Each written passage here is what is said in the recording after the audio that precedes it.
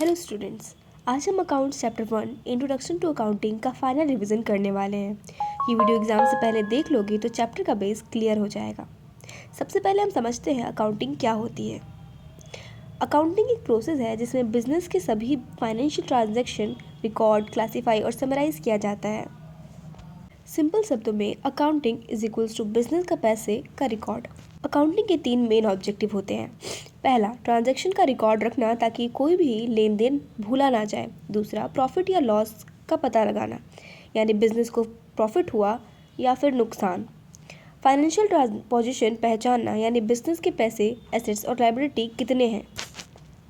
ये तीनों point exam के लिए बहुत इंपॉर्टेंट है। अकाउंटिंग की इंफॉर्मेशन सिर्फ ओनर के लिए नहीं होती।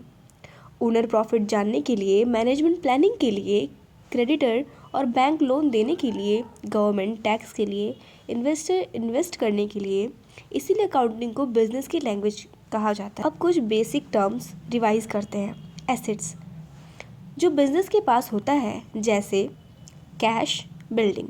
लायबिलिटी जो बिजनेस को देना होता है, जैसे लोन। कैपिटल ओनर का पैसा जो बिजनेस में लगता है। ड्राइंग ओनर का बिजनेस से पैसे निकालना। रेवेन्यू बिजनेस की इनकम। एक्सपेंस बिजनेस का खर्चा। तो ये था अकाउंट्स चैप्टर 1 का फाइनल रिवीजन। डेफिनेशंस याद रखो, ऑब्जेक्टिव्स क्लियर रखो और टर्म्स कंफ्यूज मत करो। अगर रिवीजन हेल्पफुल लगा हो तो चैनल को सब्सक्राइब करो। Commerce with Suku, all the best for your exam and solve this question.